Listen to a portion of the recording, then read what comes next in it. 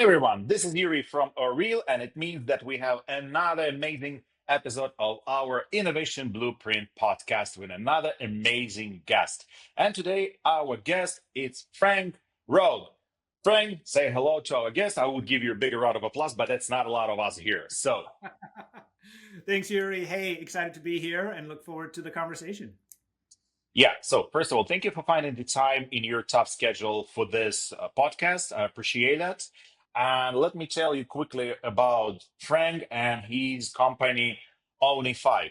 So, Frank, in your profile, in your company profile on LinkedIn, it says that Ownify is rebuilding the path to home ownership to make it achievable for the next generation of home buyers. Can you please clarify to our listeners what exactly you guys do? What kind of services your company provides? Sure. So Ownify is really a two-sided marketplace where on one side we help qualified first-time home buyers. So folks who are looking to buy their first home, starter home, single family home.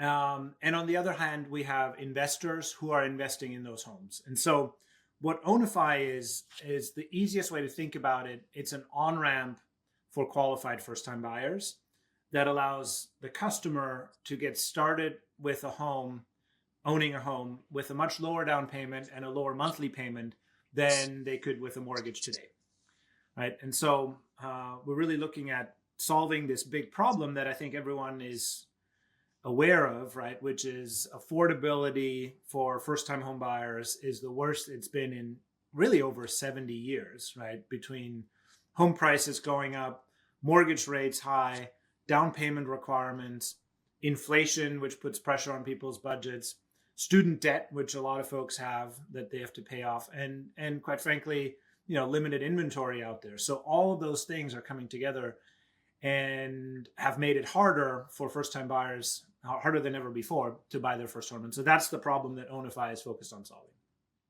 Okay, thank you for sharing. And can you please tell us which role do you play in this process? Because I know that you're CEO and you're founder. And can you tell us where the idea came from? What pushed you to create Ownify? Yeah, so the backdrop to this is really that this is my third company. The last company I ran and built was a software company called Nomis. And what we did in that company is we built the pricing engine for a lot of the large mortgage lenders in the US and Canada, abroad. And so I spent a lot of my career in mortgage pricing, right? And really understanding how do you position a mortgage? Where does it work? Where does it not work? How do you underwrite the customer? How do you price the product? How do you sell it as a lender, right? And as part of that, this is maybe 3 or 4 years ago, even before mortgage rates increased, we started seeing this problem in the data that more and more first-time home buyers were getting squeezed out of the market. And the reason for that a lot of times was that they weren't able to compete with a mortgage against a cash buyer, right? So you'd have this situation where, in markets where you can buy $300,000, $400,000, $500,000 single family homes, a first time buyer would come in, they would see a house, they'd go to an open house and say, this is the one I want, I'm going to make an offer. But the seller would prefer a cash offer from, a corporate buyer, a power buyer, or someone from, Wall Street, or a qualified second, third time buyer, right, who comes in with a much stronger offer. So first-time buyers were getting squeezed out more and more. And the traditional mortgage product that most first-time buyers use in the US, an FHA mortgage, right? If you look at the percentage of transactions done, it has come down significantly, right? And so in the launch market that we started in, Raleigh, Durham, the Research Triangle, it's about 2% of all deals that are being done with FHA mortgages. And so I saw this problem. Ultimately, I sold the other company, started Ownify, got venture funding from VC firm called Lobby Capital out here in Silicon Valley. They backed my prior company. Great guys, really savvy investors. And so we set out to build Ownify really as an alternative to the mortgage. And the crux of the problem, or the real challenge we posed ourselves, was this question of why do you have to buy 100% of your home to own it? Why do you have to buy, 100% and hold title, and then use debt, effectively a mortgage, to pay off that purchase amount over 30 years, right? And so when you dig into that and challenge this notion that you have to buy 100% of the home, one of the core reasons underlying that is that in the US today, it's very hard, if not impossible, to fractionalize a title, right? To fractionalize the ownership. So if you and I decided to co-own a home, you can't actually do that, right, easily. You can do it as a married couple. You can do it as tenants in common. There are some structures, but it's very hard to structure something where you say, well, I'm going to partner a first-time buyer with investors or with, folks who are participating in the purchase of the home to make it easier for that first-time buyer. And so what we did with Ownify was we built a structure that allows us to fractionalize homes, right, into what we call bricks. So the way our product works is that customers come to us, potential home buyers, they get qualified on our website. And so we'll talk about the technology later, but we've built an automated underwriting engine that takes someone from, start to finish in 15 minutes and gets you fully approved to buy a home. And we give you a budget, and then you go out and you shop for a home. And let's say you find one that you want to buy. You submit that home for underwriting. We evaluate the home and we say, okay, here's the offer that's appropriate. And we will make an all cash offer for that home. So let's say it's a $300,000 starter home, somewhere in the suburbs of Raleigh, Durham, or Nashville, or Atlanta, or any other market you could think of. And the first benefit to the consumer is, we show up as a cash buyer. So we have a faster close, we have a more aggressive offer, we don't have appraisal contingencies. To the seller, that's attractive, right? So we have a much higher win rate than you could have with a mortgage finance transaction. Once we purchase the home, and generally we've been able to come in under list price on these purchases, which is good for the customer, right? Getting a better deal. So once we purchase a home, we fractionalize it into 10,000 shares or bricks. And so a brick is a bona fide ownership interest in an entity that holds title to the home. So as I said, just a minute ago, you can't fractionalize a title, but what you can do is you can place the title into a company, and the company can issue shares. And that's what we're doing with each home. So we've built a process where we purchase a home, we place the title into a company, a special purpose entity, a limited liability company. And that company holds title and it issues 10,000 shares, and the shares are worth 1 basis point or 1/10,000th of the value of the home, right? So that $300,000 home on day one, each share or each brick, as we call it, is worth $30. And so the customer now signs an agreement that has 3 components. The first agreement is a long-term lease, effectively. It says you have the right to live in the home, right, for 5 years. It's a 5-year lease. And that's one component. The second component is a purchase plan where you buy bricks every month. And so you make a monthly payment. The payment is fixed for the entirety of the 5 years, so you know exactly how much you're on the hook for. And with that payment, you're buying bricks every month. And you're buying those bricks at the market value of the home in any given month. So in the first month, we know that we bought the home for $300,000. A brick is worth $30. And let's say you buy, 12 bricks. That's $360 in that month. The next month, you're making another payment of, let's say, $360. And the bricks might be worth slightly more, slightly less, depending on the value of the home in that month. And so part of the tech we've built is valuing every home every month in an automated fashion so that we can value and strike a price on the bricks. And the bricks are bought by the customer every month over that 5-year period. And from day one, where the customers, to start with, you have to buy 200 bricks or 2%. From day one to the end of 5 years, the customer works their way up to 10% or 1,000 of the 10,000 bricks, right? So that's the way you build equity. And then the third agreement that sits alongside this is a purchase option that gives you, as the customer, the right to buy the entire home from the LLC, from the company that holds title, at any point at current market value, at future market value, right? So whatever the value is in that given month, you Mhm. can exercise your Yeah. purchase option. And so if you So think about those basically, things, right? yeah, yeah. Sorry for All interrupting. Just to make it clear, okay, you guys yeah, do not stick to the first price of the house at the time of purchase. So basically, you stick to some amount of bricks that needs to be purchased every month. However, after some certain amount of time, with this, let's say, very difficult calculation with a formula, you guys recalculate in the end of that first contract, at the first layer that you mentioned, how much the rest of the house can cost to the buyer after, let's say, 5 years. Is that correct? that's exactly right. So so think of, if you think about it, we set up a company, and the company owns the home. That's all the company does. And then the value of the company goes up and down based on the value of the home, right? Because there's nothing else in Mhm. the company. That's all it Yes. does. And the shares are just one basis point of ownership. So really what we've created is a security interest, right? A bona fide ownership interest in the home that mirrors the value of the home over time. And so these bricks, right? That's the core innovation, if you think about it, is that fractional ownership interest, the brick. They can trade, right? I can sell it to you, you can sell it to me, you can hold it. Eventually, we'll put it on the blockchain, right? But that ownership interest, that token, if you want to use Mhm. crypto terminology, that ownership interest is a bona fide security interest in the home.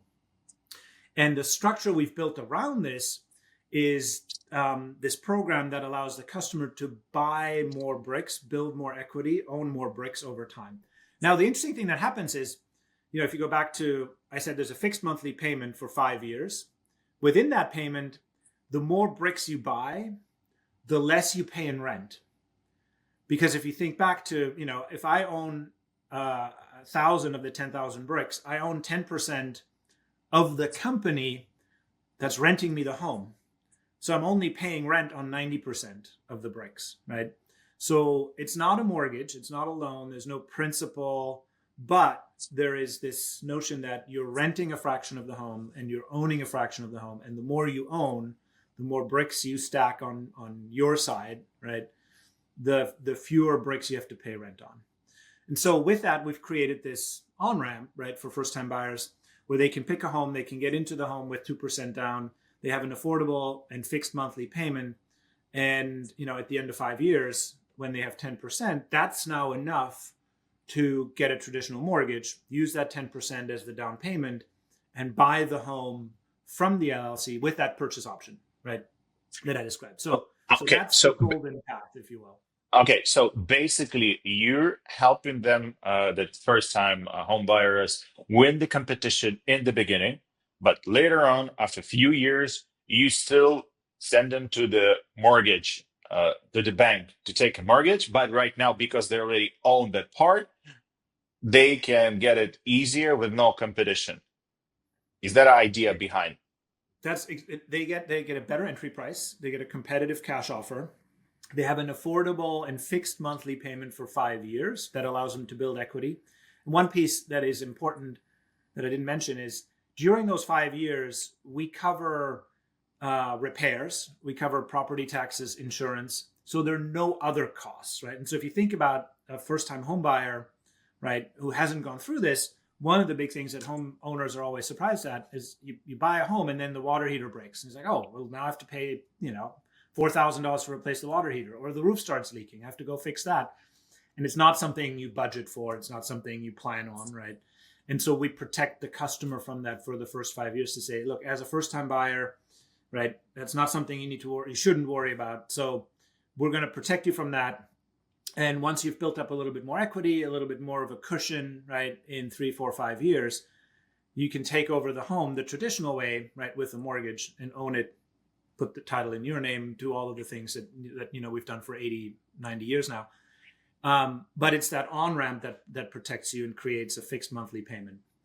The other thing that it does, and you have to kind of think through this a little bit, but then once you get it, it kind of makes sense, is because the customer's equity is not levered through debt, there's no principal balance to pay off, it also can't be underwater, right? So this notion that someone who owns, 10% of the home on a $300,000 home, they own $30,000 of that home.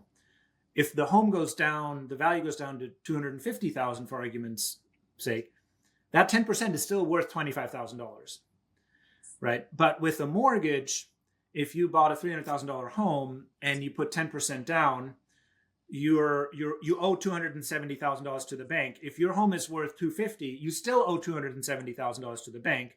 You're 20,000 underwater. You have negative equity. And with our structure, that can't happen, right? So we call it evergreen equity, which is, again, a way to protect the first-time buyer. Now, the trade-off that the customer makes is they're sharing the upside with investors, right? And so on the other side of this whole marketplace are real estate investors, high net worth individuals, family offices who invest in the bricks, hold the bricks for 5 years. And while they're holding them, they're earning rental income and home price appreciation on those bricks. And so we've been able to achieve a 15% annualized return for our investors while they're holding those bricks, right? So on the investor side, you have a really attractive investment opportunity to invest in single family homes with 100% occupancy, zero lease up cost, significantly lower maintenance cost. And, at the same time, you're helping solve a real problem in communities, right? And so that's an attractive value proposition to the investors on the other side of the Yeah. market. That was my next question. Where is the interest? I mean, like the idea just to help first-time home buyers to purchase their houses sounds very philanthropic to me. And what was the interest? I mean, we all live in the real world and we understand there is Yeah, business. it's not philanthropy, right? And I mean, the reality of the world, as you say, kind of is we all live in the real world, right? Unless you can create a solution that has real benefit to investors, right, and creates alpha or incremental returns to them relative to just buying single family homes and renting them. Unless we can create a solution that actually creates incremental return, this is not going to scale, right? And so that's one of the things that we've spent a lot of time working through, right, is structuring these agreements and the ownership structure of the bricks such that the investor gets 15% return, the customer gets a fair deal, right? They save money relative to what they would pay on a mortgage today. And we're creating a solution that has significant benefits for both parties, right? So we have investors coming in, we have customers coming in. We're effectively, we're not matching them. It's a fund structure in the middle, but we're enabling the transactions for the benefit of both parties. That sounds pretty cool. I mean, I've never heard about a solution like that. That's very, uh, very new for me. And I'm not sure how many competitors do you guys have on market with that? Is that a lot of them, or are you kind of unique? We're unique in that no one has done what we've done. There are rent to own companies out there, right, who give you the ability to pick a home and they buy it for you and then you rent it from them. And then eventually you have a purchase option. The big flaw we saw with the rent to own model is that you don't really create ownership for the customer along the way, which is why we go through this structuring of, creating the bricks for every home, which is that took a lot of time and effort. And there's a tech component underneath that is non-trivial in order to, run the valuation, run the ledger, run the transfer, right? All of that. And eventually, once we put that on blockchain, it'll become potentially easier and faster to do that. But that's a big part of what we worked on over the first 2 years, right? Is enabling that so that to the customer, we can say, look, you're not just renting a house. You're building real ownership, right? And it's a bona fide interest. It's something that if you buy bricks in this home and you pass away, your children will get those bricks, right? It's a bona fide ownership interest. It's not just a rental contract, right? And so that was an important piece to us to figure that out. And it is non-traditional. And so a big part of our challenge, right, is getting the word out and getting first-time buyers and realtors and title and closing attorneys and people involved in the process to understand this. And once they understand it, they get excited about it. And so it works. Yeah, that sounds very interesting. You already mentioned that, so we kind of go to the next question, very gentle from the previous answer, because which role technology playing in all this process? Because you said that technology plays kind of crucial role, and how the technology work, what it does for you.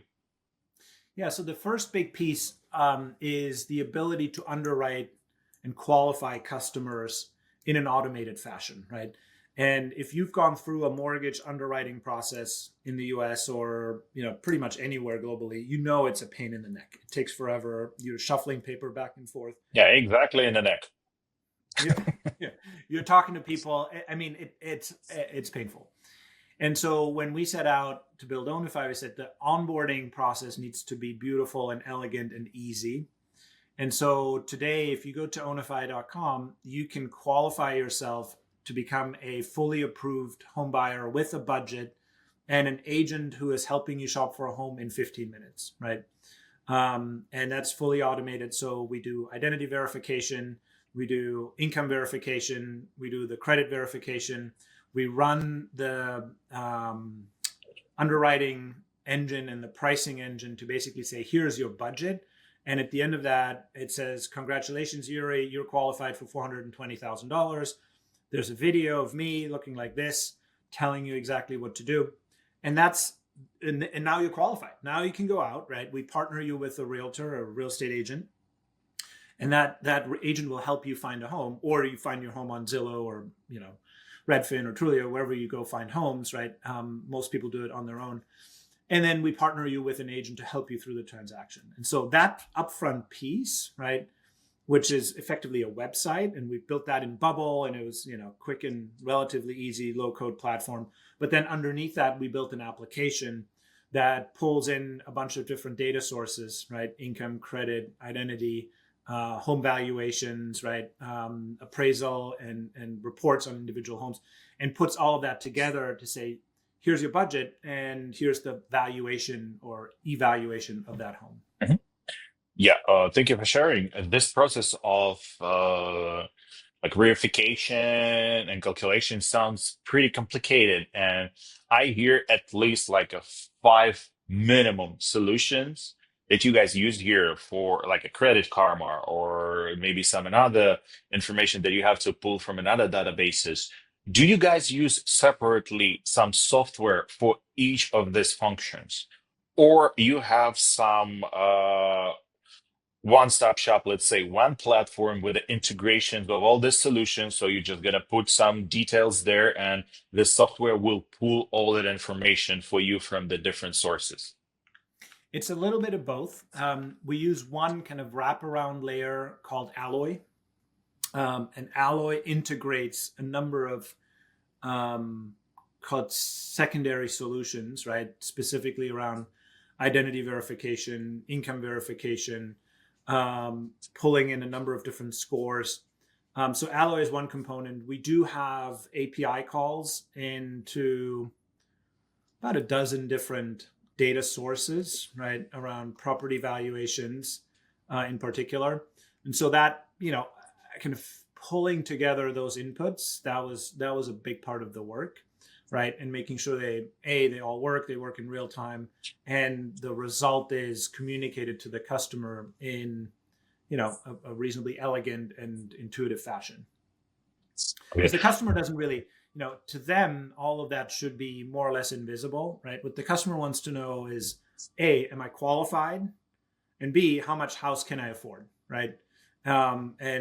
And then if I find a house that's within my budget, is this the right house that you Ownify will finance, right?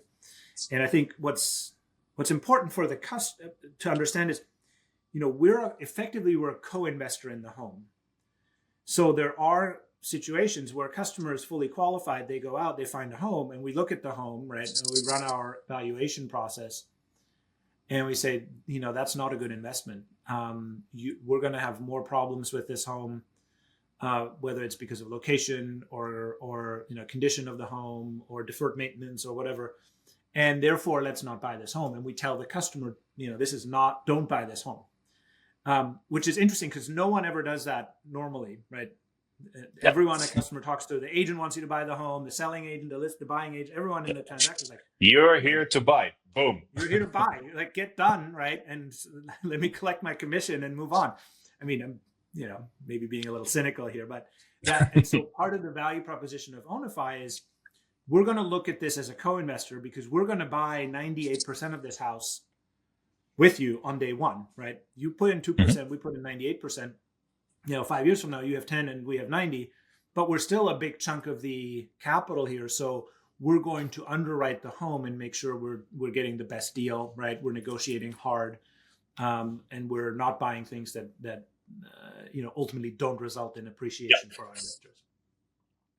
Yeah. So that's a lot of where the tech is focused on, right? Is qualifying the customer and doing that in a way where, we get a couple of hundred applications a day, and, our approval rate is somewhere in the 2 to 5% range. So you can't do that manually, right? You have to build tech where that's fully automated, right? At least for the vast majority of applications. Is that completely custom developed solution for you? Pretty much, yeah. Pretty much. So, and how did you do this, guys? Did you do this with your internal team, or you work with a third-party company who helped you do that? We did it with an internal team, engineering team. And, obviously some of the partners, the components of the solution. So, you work with Alloy or Plaid or TransUnion, the credit bureaus, right? There are third-party solutions that have components of this puzzle that are fully built, and, you need to tie them together. But the core kind of underwriting pricing logic, that is something that we built ourselves because we're not a mortgage lender, right? So you couldn't just take what mortgage lenders do. We're also not just a rental, single family rental landlord. So you can't take what they're doing. We've built our own kind of hybrid, if you will, between those two solutions. Because, what we're doing kind of sits between mortgage lending and renting. Okay. That's interesting. I mean, that's kind of complicated. That's kind of complex. And that's very interesting. And just a quick question. We attended a lot of conferences. And right now, what we're seeing at that real estate related conference is that AI is everywhere. That's all over the place. What do you think about that? Do you guys have some function in your products, in your software, that helps you based on AI? Or do you have some plans to integrate something like that into your system? Yeah. No, we use, so we've started probably the same way everyone else starts, which is we trained ChatGPT on our transactions, on our content, and we built basically a chatbot in ChatGPT that we call the Ownify marketing assistant. And so that marketing assistant now knows everything there is to know about what we do, our value proposition, and it can write copy, it can write ads, it can write content. So that was the first step. And that's probably what everyone does now, right? It's using AI for marketing purposes. Sorry, I will interrupt you for a second. I just have a question. You said that you getting about 2 to 5% of approvals for applicants. And you said that you feed a lot of information to ChatGPT. And when you getting that approval, does it impact the credit scores of applicants? Is that kind of hard pull or soft pull? It's a soft pull.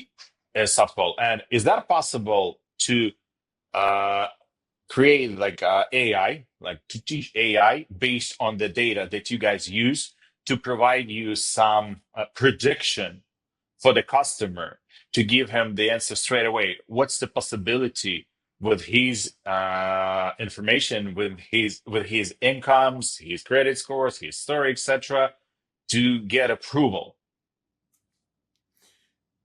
I mean, we don't do a prediction. We just give the customer the approval or the decline, if you will, if it doesn't work. We don't have a prediction for the customer at that point, because the whole thing just takes 15 minutes. We just run the customer through the full process, right? So within that, below the surface, there are models that use AI.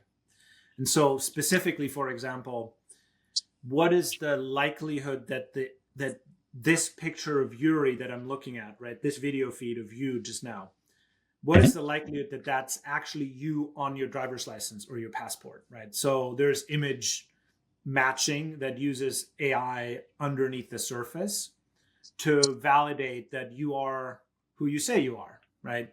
And some number of times we see someone coming in and they take a picture of themselves, or they do the 360 on the camera, right? And it doesn't match them. And so that underneath the surface, that's an AI that basically said, hey, this is, the match rate is not high enough. You may want to double check. We had a customer who pretended to be their spouse, put and Okay. that the AI caught it, and we basically said, hey, you can't be two people. You can't be, one individual and then pretend to be the Yeah. spouse. And you're not twins. And you're not twins. And if you were, you have to apply as twins. But um, so there's stuff like that below the surface. But where we see a lot of opportunity for AI is in automation of fairly rote manual processes. So if you think about the value chain of buying houses, right? The customer basically finds the home. The role of the agent in that has been diminished because you have Zillow and Trulia and Redfin and a bunch of other places, right? So most of the time, customers just go do their own search. They find their home. That's great. Once they've picked a home, the real question is, how much if I want to make an offer, what's the right price? There's an opportunity for AI there, right? To analyze comparative or comps, right? So the rest of the market, to build a comparative market assessment, to build an offer strategy, right? And that is actually a real big opportunity, because agents today, real estate agents, don't do that well because they're not incented to, right? A real estate agent wants you to pay as much as possible to get the deal done. Yeah. They don't want to have you overpay. I know exactly what. Yeah, I know exactly what you're talking about, because our company developed similar solution that analyze the real estate around you. So if, let's say, you want to rent something and you put that some requirements for apartments that you want to take, you can see the average price for that. Is that overpriced, or that's below the market, or that's the right on the spot? Yeah. So yeah, I understand exactly that point. And so I think there's a big opportunity there for AI, for the purchaser, the buyer, right? To say, here's how much I want to pay. Here's my offer strategy. Let me present this offer. There's another opportunity once you get into the close process. The close process is basically 100 emails and pieces of paper being shuffled back and forth between the buyer, the seller, the seller's agent, the buyer's agent, the title company, the closing attorney, the escrow company, the inspection company, the appraiser, right? And most everything today is still someone calls someone and says, hey, I'm going to be there at 1:00. Oh, now I'm late. It's going to be 1:30 because it was traffic. I can't do the inspection because the person didn't open the door. Right? Oh, this room is locked. Oh, the garage didn't open, so I couldn't inspect the garage. I have to come back tomorrow. Literally, it's that level of operational process, right? That has a lot of opportunity for AI agents to coordinate the work of people on the ground, right? To take away some of the paperwork and, quite frankly, rote filling in of forms, right? Because it's a fairly regulated process. So that's another opportunity where we see AI. And then ultimately, once the deal is closed, obviously, customer communication, customer service, training upfront, education, right? We see this when customers come in at the very front end before they're becoming qualified Onis. But even then, once they're in homes, they have a lot of questions around, how does this process work? How does your product work, et cetera? So we've put, an AI bot on our website, and we, obviously keep training that to respond to customer queries and inquiries and all that. So education, consumer education is a big part. So if that would, yeah, you mentioned few. If, let's say, you would be able to create one software, let's call this of your dream, something that will make your life easier and your business more profitable, more beneficial, what would it be? It would be the AI exoskeleton, call it that. You still need the person and people involved because it's a high value transaction and there's a big element of trust. So I don't think real estate will ever be fully automated. But take the person, the trusted advisor, right? Whether it's a realtor or Ownify or some combination of the two, and then imagine software supporting that individual so that all the road processing, right, the transaction processing, the offer creation, the consumer education, all of that kind of gets more automated and faster, and easier to do, right?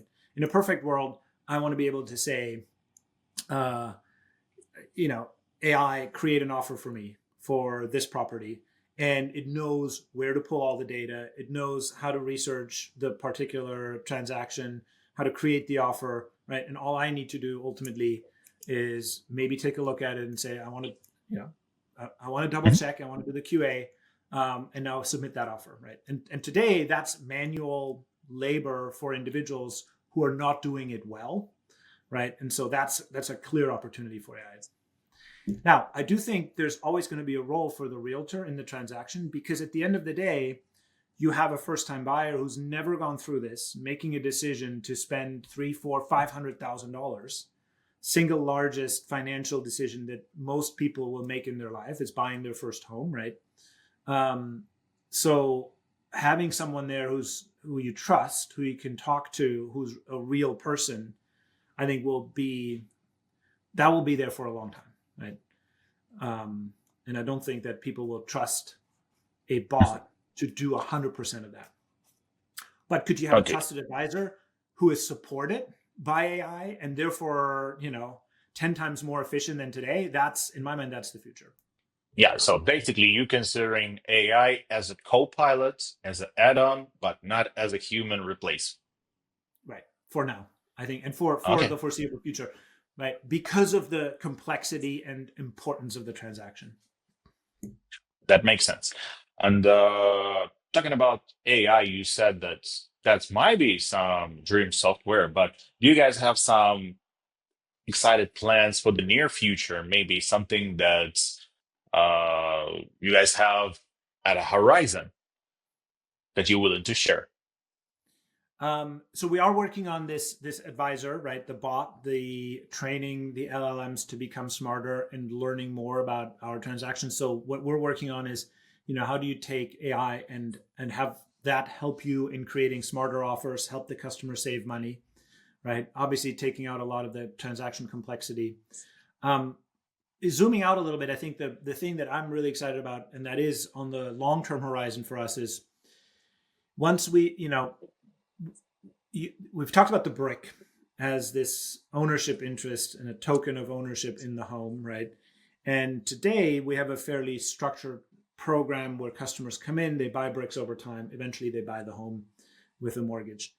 The vision long term is to really use the brick to enable a lot more, which is not just the on ramp, but also living in the home using the construct of bricks as a way to access equity in your home, right? So at some point, I could see customers coming back, existing customers who live in homes that they've bought with Ownify and they have 10, 20, 30% ownership, and they can use the bricks to now extract equity from their homes and say, Ownify, I want to sell you, 500 bricks because I want to, I need to finance my kid's college education, or I want to, renovate the kitchen, or whatever you have. And so I think there's an opportunity to truly make this construct of a brick of an, floating ownable security interest in the home, at the core of the way financial, or access to financial equity and wealth in your home is structured. So that's what I'm excited about. That's on the horizon. Um, and then I think the other thing we're looking at as we get to more volume is placing the brick as a token on blockchain, right, and creating the public ledger around it, to the extent that we can access more capital through that. That's an interesting development path. That sounds very interesting and very unique compared to the rest of the companies who I wouldn't say does the same thing as you do, but who work in this area. And because that sounds really interesting to me, I'm pretty sure that a lot of people who will be interested in that. So if they will decide to get in touch with you, learn more about the service, maybe ask you some questions, Frank, how they can find you. So you can find me at Frank at Ownify, OWNIFY.com. That's the easiest way to get in touch. Obviously, I'm on LinkedIn. I'm on social media. But yeah, if you're a home buyer, right, interested in buying your starter home with Ownify, I'd love to talk to you. Come to the website, check us out, learn more. If you're an investor interested in investing and earning a solid return in investing in a safe asset class, single family homes, come talk to us. Come talk to me as well. I hope this was useful to the audience. I think, at the crux, we're all working on the same problem, which is how do we make life in the world a better place using technology? And I'm excited about, the journey we're on, because this is a big problem that a lot of people are struggling with, right? And it's also a really interesting investment opportunity. And we've built technology at the core that enables that, right? Yeah, without technology, that wouldn't be possible to create some solution like that you guys offering. That's exactly That's right. that's some solution that's completely technology based. You can run it just on paper, and that's pretty cool. That's very interesting. And so, Frank, it feels like we're running out of time. And that was a great conversation. I really love that. That was a lot of new information for me, and I enjoyed it. So, thank you so much for finding the time for this podcast. And if that's going to be some final statement for our listeners, what would you say?